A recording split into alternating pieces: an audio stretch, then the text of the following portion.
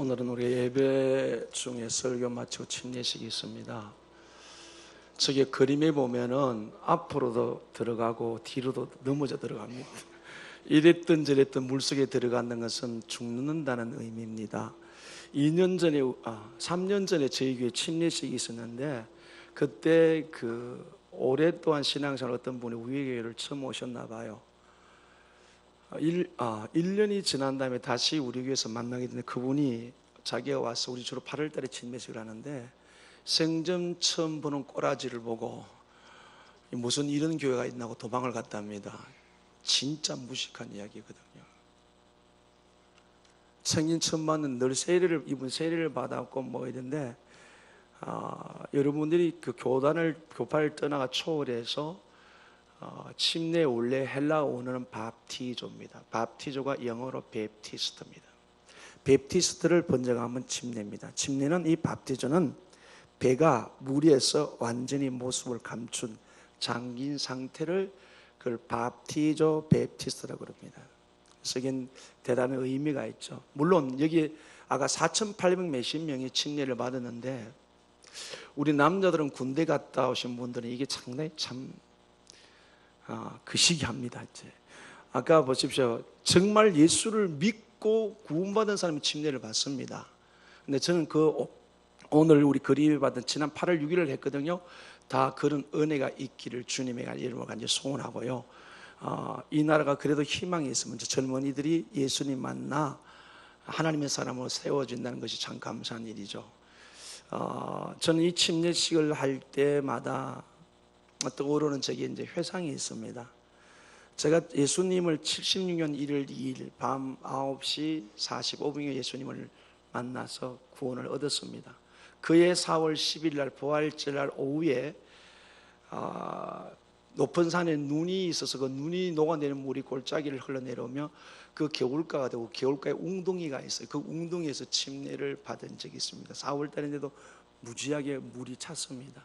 그래서 저희 교회에서 10몇 명이 침례를 받는데 제가 제일 먼저 받게 됐습니다. 오늘처럼 뭐 침례복이 있는 것도 아니고 흰색에 가까운 바지를 입고 와이셔츠를 입고 침례를 받았습니다. 제가 받는 것 자체도 어마어마한 감동이었습니다.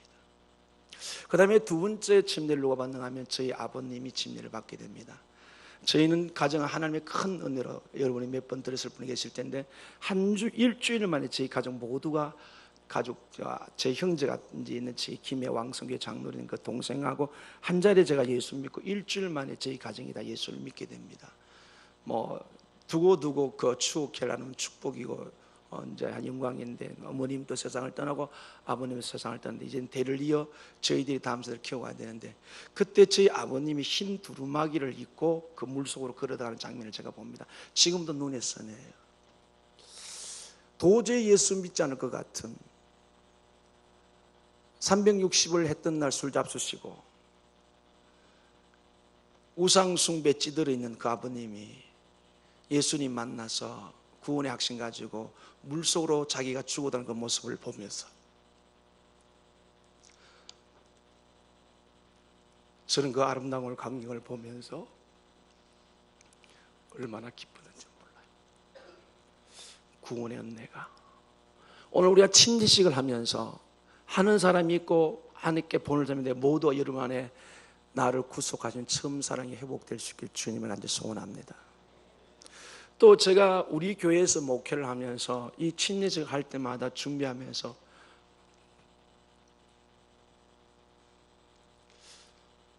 가슴에 두고도 잊을 수 없는 한 사건이 있습니다. 제가 우리 교회에 와서 2004년 12월 28일 날 부임에 와서 첫 예배를 2005년도 드립니다. 그해 9월 4일 날 마리아나 리조트 옆에 있는 그 바닷가에서 침례식을 하게 됩니다. 그때 침례받은 사람이 중에 그때 10명이 받았는데 그 중에 한 사람 예수님 8월 마지막 주일에 와서 사무실에서 예수님을 영접하고 한 주 만에 침례를 받게 되죠. 조금 이따가 말씀드리겠지만은 침례는 언제 받느냐? 예수 믿는 즉시 구원받는 즉시 받을 수가 있습니다. 그래서 근데 이제 신앙생활을 하다가 남편이 안 믿고 2007년도로 기억합니다. 가정에 큰 어려움이 왔습니다.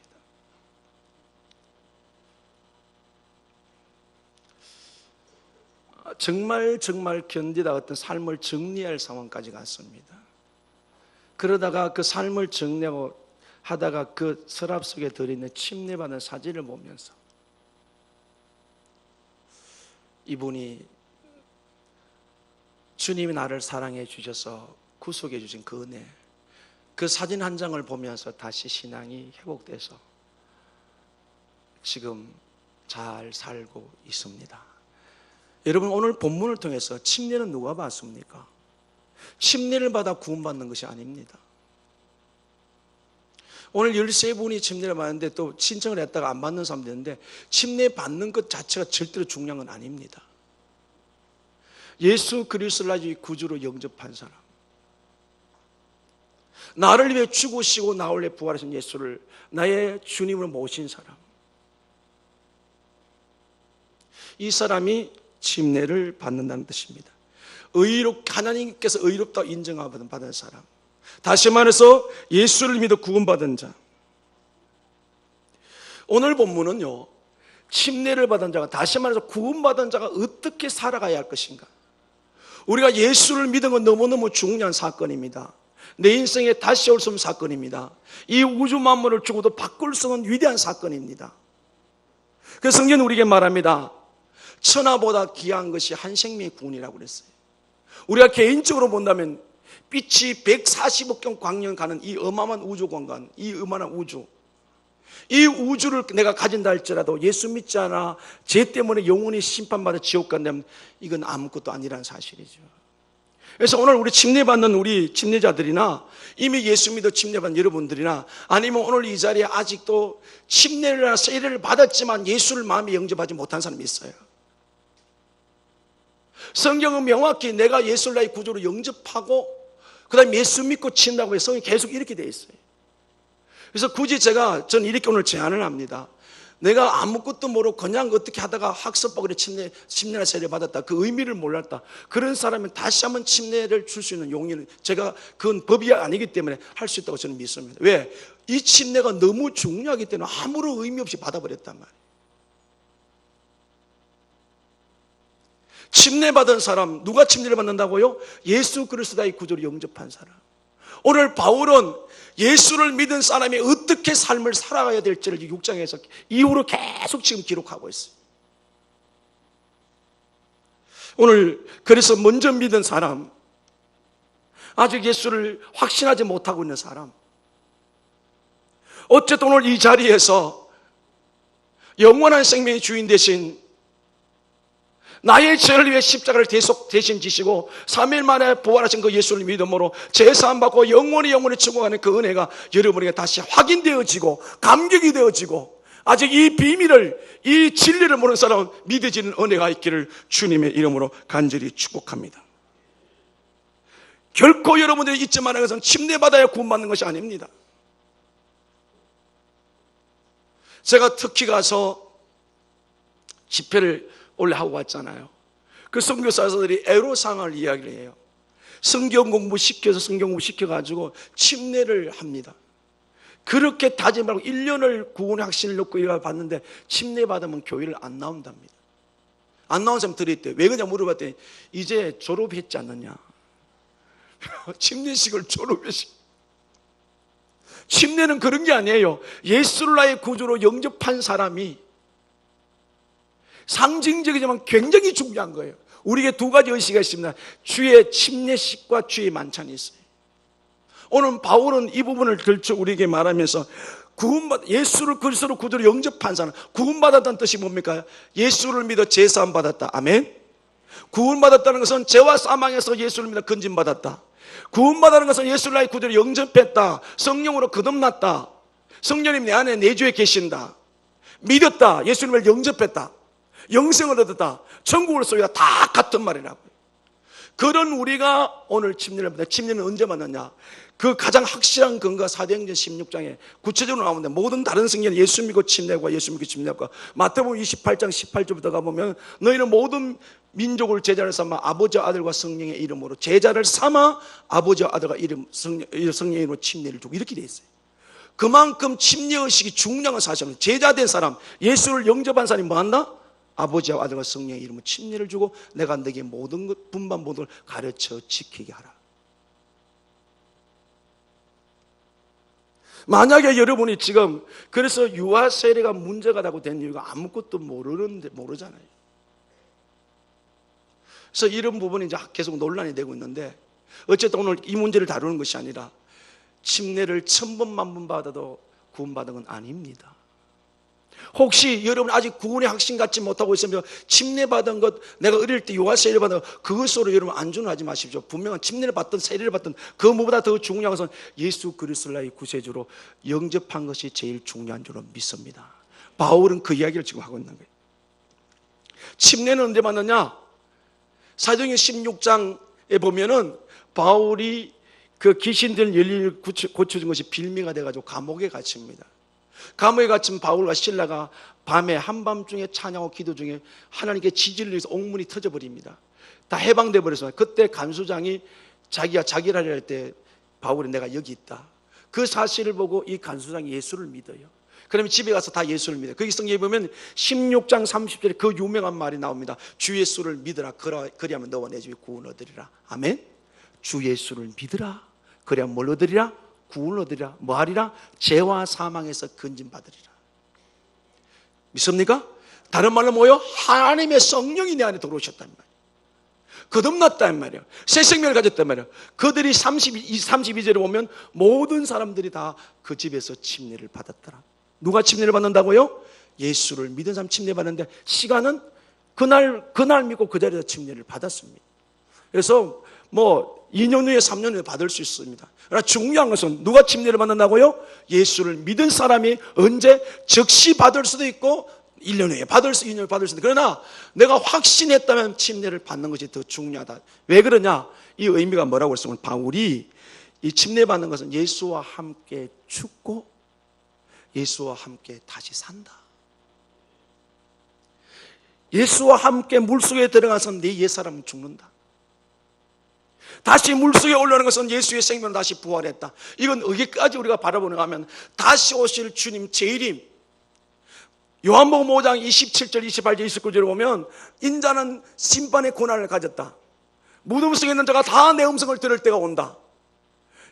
장세후로 모든 사람이 주님이 이 땅에 다시 오실 때 모든 사람, 모든 죽은 사람, 아담이로 모든 사람 주의 음성을 듣는다고 그랬어요. 그래서 그때 선한 일을 행한 자는 생명의 보활로, 다시 말해서 예수 믿어 제사함 받은 사람은 생명의 보활로 영원한 천국 가고, 그 다음에 악한 일을 행한 자는 심판의 보활, 다시 말해서 제 문제를 해결하지 못한 자는 영원히 지옥형을 받을 것이다.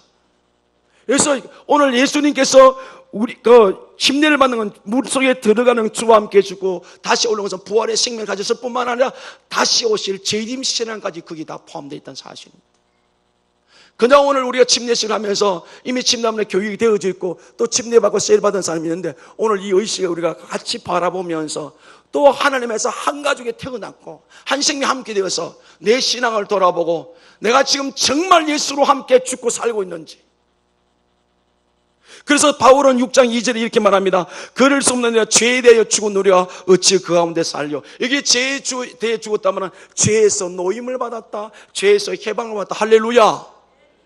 그래서 바울은 계속 제가 너희를 종로로 타지 못하도록 너희를 제가 누르지 못하도록 하라는 겁니다. 이미 예수 그리스도의 죽으심으로 말미암아 부활하심으로 말미암아 우리는 이 믿음으로 죄와 사망에서 노임을 받게 된 줄로 믿습니다. 그래서 다시는 죄의 종로로 하지 말라고 그랬습니다. 오늘 우리가 침례식으로 단순히 의식으로 끝내는 것이 아니라 구원받은 자가 침례를 받고 그리스도와 함께 죽고 그리고 함께 다시 사는데, 그걸 여러 가지 설명을 하면서 새 생명을 얻었다. 6장의 6절에 보면 우리 알고 내가 우리 옛사람이 예수와 함께 십자가에 못 박힌 것은 어디까지 바울을 끌고 들어갔는가 하면은 예수님이 십자가에 못 박혀 죽은 것, 내가 구원받아 침례를 받을 때, 내가 물속에 들어갈 때 예수님의 죽으심을 자기의 죽음과 동일시키기 때문에, 할렐루야. 우리는 믿음으로 예수가 왜 죽으셨습니까? 나의 죄를 위해 죽으셨단 말이에요. 물속에 들어갈 때 내 옛사람 주님과 함께 죽고 주님과 함께 다시 살아났다. 할렐루야. 왜 우리가 내게 능력 주셔야 모든 걸 할 수 있다고 말합니까? 그 부활의 생명이 내 안에 있기 때문에, 세상의 어떤 것으로도 우리를 방해할 수 없는 영원한 생명이 우리에 있기 때문에. 보십시오. 로마서 8장을 한번 보세요. 그 바로 뒤에 있습니다.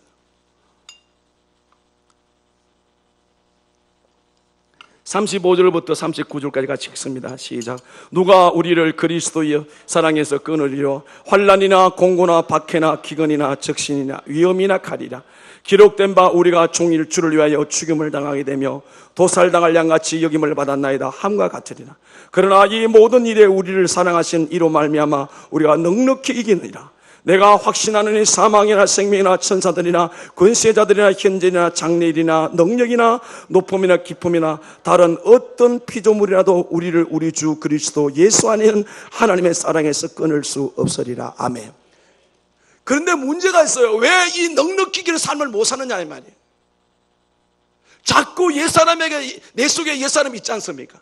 옛사람에게 내가 굴복당하니까, 옛사람을 쫓아 사니까, 눈에 보이는 세상을 쫓아 사니까 이 넉넉히 이긴 승리를 내가 못 산다고요.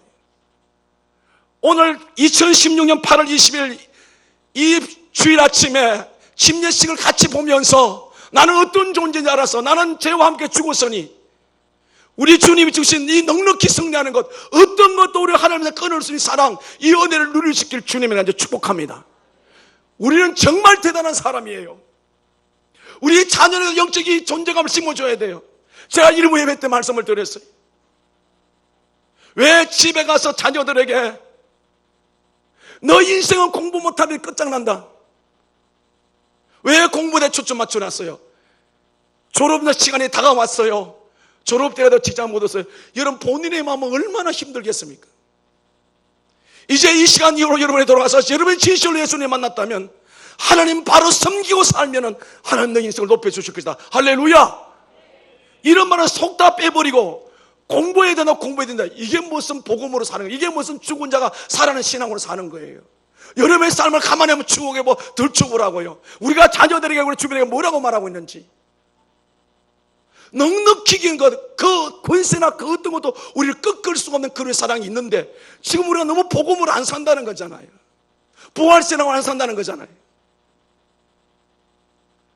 오늘 다시 우리 자신을 추스려서 제가 조금 전에 말씀을 드렸습니다. 단순히 침례받는 문제가 아니라 내 옛사랑, 첫사랑을 다시 회복하고 내 신앙을 점검하고 물속에 들어가 나올 때 그 이 부활의 생명, 모든 이 능력의 생명이 내 삶에 실현될 수 있게 주님의 가지 축복합니다. 그것이 무엇보다 여러분 삶의 현장에 나타나고 우리 다음 세대에 나타나야 돼요. 우리 자녀들의 가장 많은 하나님 말이 뭐예요? 직장에 들어가나 못 들어가나 공부 잘하나 못하나 그거보다 더 중요한 것은 모든 지혜의 원천이고 생명의 주관에서 하나님과 바른 관계 맺을 수 있도록 네가 어디로 가든지 하나님 바로 너는 복 주실 거야. 너는 세계 어디 속에 내도 하나님과 바른 관계 되면 상이 뿌리도록 세워갈 거야. 하나님 너를 높여주실 거야. 할렐루야. 마음껏 우리가 축복을 선포하셨어요. 지금 우리 사회는 아무리 공부를 잘해도 세상에 웬 세상의 박사가 미화원을 시험치러 옵니까? 변호사가 구급 시험을 쳐야 합니까? 이런 불균형 구조 속에서 하나님과 바른 관계되면 우리의 능력이 있어야 삶 하나 우리 써주실 줄로 믿습니다. 구원받은 이후의 삶이 도대체 우리가 어떻게 살아요? 돌아보십시오. 종교적인 의식만 가져 실제적인 삶에서는 전혀 적용이 안 된다. 바울이 그게 애타하면서 계속 이야기하고 계속 이게 마지막 절까지 읽어보면은 6장 마지막 절, 그 이후로 7장 8장 계속 갑니다. 물론 바울도 한데 이렇게 고민했어요. 7장 보십시오. 7장 23절부터입니다. 로마서 7장 23절 같이 읽고 시작. 내 지체 속에서 한 다른 법이 내 마음의 법과 싸워 내 지체 속에 있는 죄의 법으로 나를 사로잡는 것을 보도다. 오라 나는 공고한 사람이로다. 이 사망에 오면서 누가 나를 건져내. 아멘. 바울이 예수 믿기 전에 옛사람이 있는 그 지체의 법이에요. 하나님의 법이 있는데 자꾸 세상 옛사람이 자기를 끌고 간다요. 그래서 너무 힘이 드니까 바울이 24절에 뭐라고 그랬냐면 오라 나는 공고한 사람이다. 이 사망의 몸에서 누가 나를 건져내라.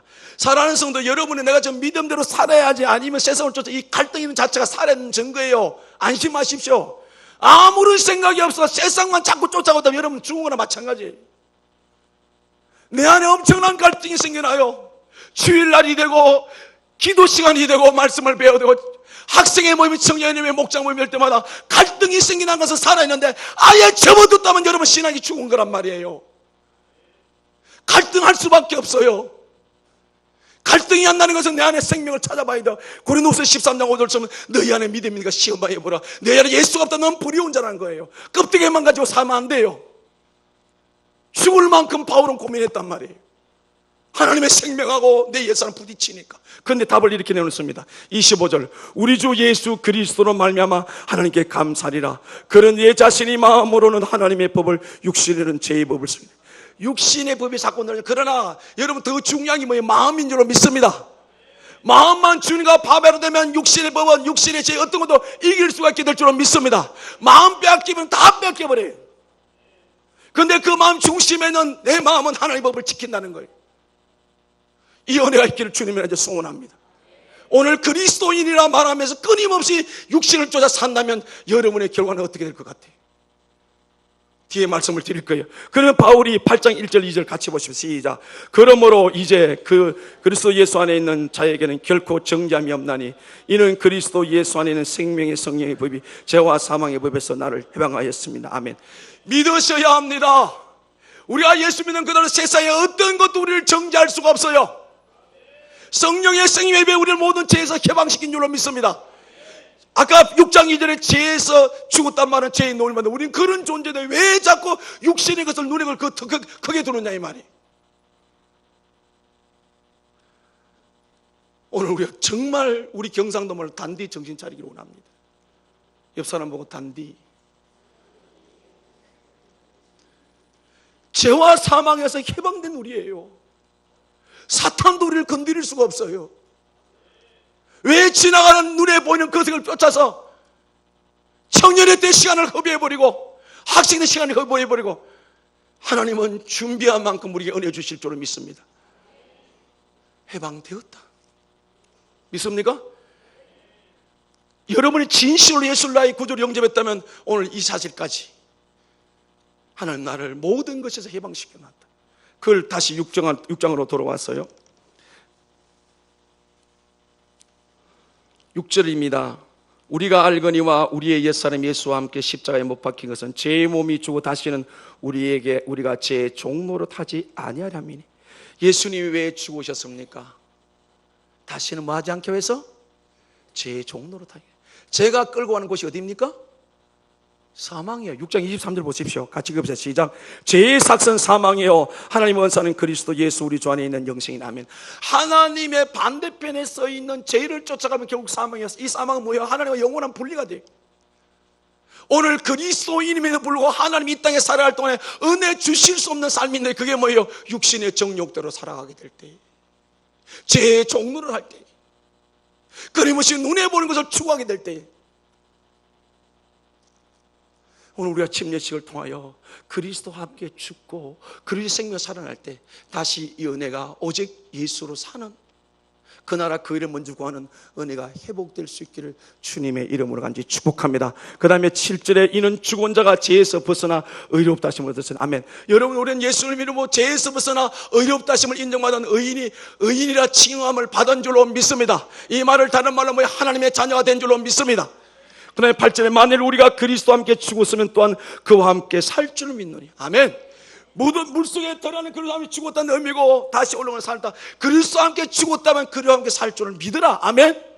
이 부활 생명은 그 어떤 것도 우리를 제압할 수 없는 완벽한 해방인 줄로 믿습니다. 이걸 누리는 것이 이 땅에 사는 성도의 신앙생활이에요.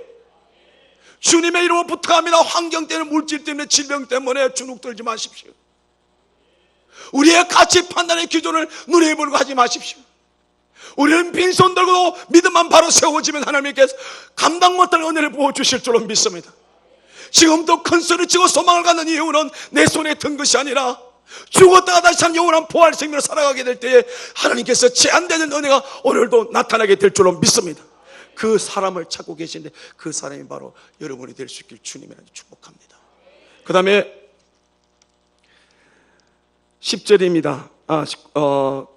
9절입니다. 이는 그리스도께 죽은 자 가운데서 살아나셨으며 다시 죽지 아니하시고 사망이 다시 그를 주장하지 못할 줄 압니다. 아멘. 예수님이 부활하셨기 때문에 예수는 우리에도 어떤 사망, 인간에게 최고의 절망이 뭐 죽음이잖아요. 오늘 이 시간도 똑똑 떨다 한 사람이 죽어간단 말이에요. 우리가 전기 때문에 안 죽는 건 아니잖아요. 그러나 우리 앞에 죽음이 다가온다 할지라도 그 죽음된 인생을 찾으려 하냐고 마지막 순간 호흡이 끊어주는 순간까지 믿음으로 사는 이 부활성을 가진 거 믿습니까?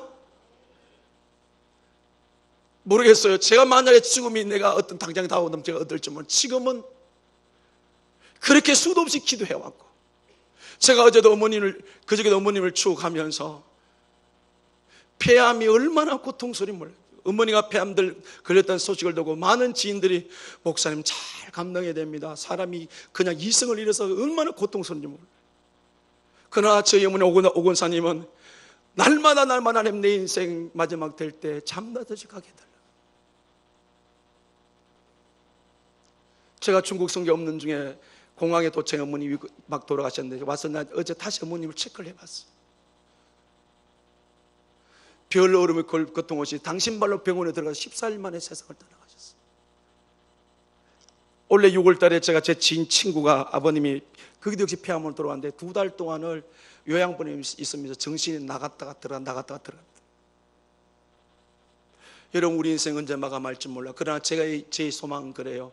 주님이 언제든지 오신다 그랬으니까 내가 건강하게 살아있을 때 주님 오시면 참 좋겠습니다. 이분들이 이렇게 믿음이 없어요.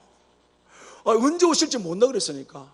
그래서 항상 우리는 오늘 여기 구절의 말씀처럼 이는 그래서 죽은 자 가운데 살아나셨으니 다시는 죽지 아니하시고 다시 그를 주장하지 못하면, 사망의 예수를 주장하지 못하고 믿는 우리가 그 앞에 보면 연합이란 말 하나 되었기 때문에 어떤 사망도 우리를 주장하지 못하게 될 줄은 믿습니다. 죽음 앞에 당당히 서가는 이건 미리 여러분 준비 기도를 하셔야 돼요. 언제 부르시더라도 기쁨으로 할렐루야 천국 갈 수 있도록. 우리 주변의 이야기를 돌아보면 그 마지막에 아름다운 사람이 너무너무 많아요. 죽음을 이긴 이 땅의 승리 생애를 살 뿐만 아니라 우리의 반드시 극결할 그 가정이 올 때 여러분 자녀들에게 큰 위로를 주시기를 주님한테 축복합니다. 부활 소망 가지고 천군 천사가 자기를 데려왔을 때 편안하게. 그래서 장례식장에 제가 늦게 도착했었더니 그 영안실에 있어요. 그랬더니 그 김 실장 분이 목사님 1년에 이런 시신 한두 번 정도 봅니다. 너무 편안합니다. 여러분, 거기서 수도 없이 시신을 수습한 사람은요, 예수 믿고 세상과 죽음을 이긴 사람하고 아니면 차이가 반드시 나게 되어 있어요. 여러분의 생애와 우리의 생애가 죽음이 조장하지 못하기 때문에 우리의 생애 마감도 하나님께 영광이 돌려질 수 있길 주님의 이름으로 축복합니다. 할렐루야. 자, 10절에 그가 죽으심에 대하여 단번에 죽으시며 그가 살아계시면 하나님께 대하여 살아계시며, 예, 그래요. 부활은 한꺼번에 단번에 죽으시고 단번에 살아나셨습니다. 11절에 이와 같이 너희도 너희 자신을 죄에 대한 죽은 자요 그리스도에서는 하나님에 대하여 살아있는 자로 여길지어다. 같이 12절 같이 시작. 그러므로 너희는 애가 너희 몸을 지배하지 못하게 하여 몸의 사욕을 순종하지 말고. 아멘. 여기 오늘 말씀의 핵심이 있는 거예요. 그러므로 너가 죄에서 노임을 받았으니 죄가 너를 주장하지 못하니 죄를 이기는 삶을 살아라. 할렐루야. 그게 뭐 육신의 정욕대로 살지 말아라 이 말이에요. 우리의 삶 육신의 정욕이 있어요. 이 사역이 보면 욕망 정욕 이렇게 번역이 되어 있습니다. 본능의 본능. 이 싸움 때문에 바울은 나는 죽게 되었다. 죽을 만큼 힘들다. 그래도 우리 주님이 이기셨기 때문에 청년의 대정욕을 피하라. 우리의 본능을 피하라. 그래야 하나님께 은혜 주실 줄로 믿습니다. 13절 보세요. 왜 그런지 같이 시작. 또한 너희 지체를 불의의 무기로 죄에게 내어주지 말고 오직 너희 자신을 죽은 자가운데 살리신 사람을 같이 하나님께 드리며 너희 지체를 의의 무기로 하나님께 드리라. 아멘. 우리가 살아가는 두 길밖에 없어요. 내 이 육체 내 인생을 죄에게 굴복시켜 육신의 정욕대로 살아서 아무것도 얻을 수 없는 겨우 구원만 받는 험한 인생을 살 것인가, 내 인생을 나를 살리 주님께 드려서 나를 통해 영만 하나님께서 끊임없이 하나님께 능력을 나타내어 나를 통해 수많은 사람을 살려낼 것인가. 오늘 선택의 길에 우리가 서 있다는 거죠. 너희 지체를 불의의 병기로 들이지 말아라. 너희를 하나님의 의로 병기로 들이라. 이 선택은 제게 이루고 있는데 그럼 어떻게 이게 가능합니까? 우리 자신을 나를 구속하는 게 드리기 위해서는 날마다 하나님을 만나야 될 줄은 믿습니다. 그 능력의 힘이 하나님께 오기 때문에 말씀과 기도를 통해서 우리가 주님과의 경건의 시간을 갖지 않는 예수를 분명히 여러분 믿습니까? 믿으면 그냥 그렇게 사는 거예요. 하나님이 결코 그걸 원치는 않아요. 내가 내 아들 핏값으로 살려주시니 먹든지 마시든지 몰라 하나님의 영광을 위해 살려라. 고린도서 6장 19절 20절에 값으로 삼받아서 하나님께 영광을 돌리게 하라. 조그마한 육신의 이익 때문에, 좀 더 가지려는 육신의 정욕 때문에 여러분을 죄에게 팔아넘기지 않기를 주님이 이제 소원합니다. 이기셔야 돼요. 죄와 사오 이기셔야 돼요. 그래서 히브리서 12장 4절에 너희가 죄와 사오되 피 흘리기까지 싸우지 않았다. 이 피 흘린다 말은 죽더라도 죄 짓지 마라, 그런 뜻이에요. 왜요? 죄가 우리의 영원한 사망을 가져왔기 때문에. 자, 보십시다. 그러면서 하나님께서 어떻게 말씀하시는지 히브리서 12장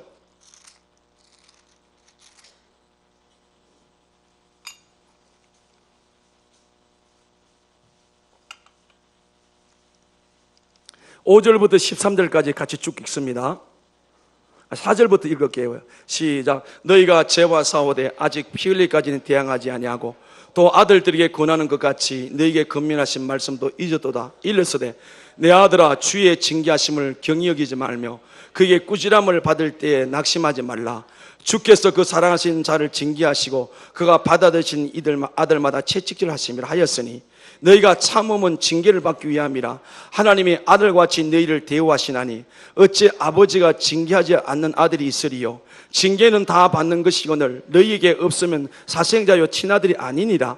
또 우리 육신의 아버지가 우리를 징계하여도 공경하였거든 하물며 모든 영의 아버지께 더욱 복종하며 살려하지 않겠느냐. 그들은 잠시 자기 뜻대로 우리를 징계하였거니와 오직 하나님은 우리를 유익을 위하여 그의 거룩하심을 참여하게 하시니라. 무릇 징계가 당시에는 즐거워 보이지 않고 슬퍼 보이나 후에 그로 말미암아 연단을 받은 자들은 의와 평강의 열매를 얻느니라. 그러므로 피곤한 손과 연약한 무릎으로 일으켜 세우고 너희 발을 위하여 곧은 길을 만들어 저는 다리로 하여 어그러지지 않고 고침을 받게 하라. 아멘. 자, 오늘 여기 중요한 문제를 다루고 있어요. 죄와 싸워서 일하고 그랬어요. 죄의 종로를 하지 말라고 그랬어요. 그런데 만약에 죄의 종로를 해서 죄 지고 살면은 하나님이 뭐 하신다? 징계하십니다. 그게 뭐라고요? 하나님의 상이다. 근데 만약에 징계가 없다면 너는 사생하다 그래서 얼마나 무서운 말씀인지 몰라요. 오늘 교회하는 일이 너무 많이 벌어요. 자기 마음대로 살아요. 아무런 타치가 없어요. 뭐요? 하나님과 관계 없는 거예요. 하나님이 사랑하시기 때문에 아들을 죽여서 살리기 때문에 죄의 종로는 그들에게 다시 돌아와서 하나님의 이름을 높여 살려고 하는 게 징계하신다는 거예요. 징계 받을 때는 힘들고 슬프지만 그러나 그 징계를 통해서 우리가 다시 살아난다는 거예요. 그래서 오늘 아침 이 말씀을 들으면서 우리가 징계가 오기 전에 내가 분명히 구원받았다면 오늘 여기 12절 13절은 그러므로 피곤한 손과 연약한 무릎을 이렇게 세우고 너희 발을 위하여 곧은 길로 만들어 저는 다리로 하여금 어그리지 않고 고침을 받게 하라. 우리의 어떤 형편과 처지에 있을지라도 오늘 우리가 살 길은 바로 믿음 지키는 길인 줄로 믿습니다. 연약함과 저는 다리가 있을지라도 바른 길로 가거라. 믿음의 길을 가거라. 할렐루야. 이게 구원받은 자의 삶이라고요. 혹시 우리가 징계했을 때도 순간은 슬프냐 그러나 그것 또한 하나님의 삶입니다. 그래서 요한 1서 1장 9절에 만일 우리가 우리 죄를 자백하면 그는 미쁘시고 의로사 우리를 모든 불의에서 깨끗게 하실 것이요. 성령께서 죄라고 깨달으면 즉각 자백해서 거기에서 치유함을 받고 용서함을 받는 은혜가 있기를 주님의 이름으로 축복합니다. 결론을 내리고 싶어요. 어제 저녁에 청년들과 같이 말씀을 나누는데 다니엘서 1장 8절에 보면 다니엘이 뜻을 정하여 왕의 음식과 왕의 포도주를 먹지 않는다고 그랬어요. 바벨론의 포로 붙잡혀 갔어요. 다니엘과 세 친구는 유능한 사람이었어요. 그래서 느부갓네살 왕이 이들을 인물로 키우고 싶어서 왕이 먹는 음식을 주었어요. 이 왕이 먹는 음식은 그 당시 뭡니까? 우상에 절한 거예요. 그 비밀을 알아버렸어요. 자, 우상의 음식을 먹는 게 뭐라고 생각하시면 죄 짓는다고 우상의 절한 똑같이 생각을 해요. 그래서 다니엘이 뜻을 정하여서 환관장을 불러서 나 이거 안 먹겠습니다. 이건 나를 죽여달라면 똑같은 말이에요. 죄 짓지 않겠다는 거예요. 그러면서 어떤 제안을 하면 우리에게 채소와 물을 열을 먹여서 당신의 그 소년들을 왕의 산의 진미를 먹여가지고 열흘 후에 얼굴을 보고 판단하자. 더 윤택하면 거기를 선택해요. 열흘이 지났습니다. 여러분, 하나님 말씀을 어기지 않고 우상의 재물을 먹지 않은 그 마음이 얼마나 편안했겠어요. 그게 얼굴에 윤택하게 나타난 거예요. 오늘 우리 마음이 불안한 것은 하나님과 관계 깨진 여러분 얼굴로 보면 다 표가 나요. 왜 세상 사람이 예수 믿는 사람이 다르다고 말합니까? 마음에 평안이 있으니까 그게 얼굴로 나타나는 거예요. 내가 지금 얼굴이 찌그러지고 마음이 뭔가 불안한 하나가 관계가 깨어졌다. 다니엘은 그 음식을 먹지 않으면 죽게 되는 거예요. 그럼에도 불구하고 죄 짓지 않는 것을 감사하기 때문에 그 얼굴에 채소 물 먹어 그렇게 윤택할 수가 있나요? 그때나 지금이나 하나님의 사람은 죄와 싸워서 이겨야 될 줄로 믿습니다. 짧은 생에 얼마나 많이 누리라 중요한 것이 아니라 하나님의 뜻을 이루라 중요한 것이 그 뒤에 어떤 일이 벌어집니까? 그 승리한 그 다니엘과 세 친구 하나님께서 뭐요? 지혜와 총명을 부어줬는데 나중에 판단해보니까 얼마나 10배나 학문과 지혜와 총명이 다하더라. 할렐루야. 사랑하는 우리 학생들의 청년들이요, 신앙의 정죄를 지키십시오. 세상을 지배할 수 있는 능력을 하나님이 주실 줄은 믿습니다. 여러분, 죄와 싸워서 이기십시오. 피 흘리기까지 싸우십시오. 하나님 우리에게 승리를 주실 줄은 믿습니다. 오늘 침례를 받고 구원받은 자 침례를 받고 그리스도에 대한 명확한 영적인 정체성이 있다면 어떤 대가를 지불하더라도 죄와 싸워 이기십시오. 그러려면 하나님 끊임없이 관계를 맺으십시오. 이길 힘을 통해서 하나님이 다니엘과 세 친구처럼 10배나 더는 학문과 지혜와 총명을 세워서 하나님의 영광을 설 수밖에 없는 인물들이 오늘 이 자리에 있는 모든 여러분이 되기를 주님의 이름으로 축복합니다. 아멘. 기도합니다.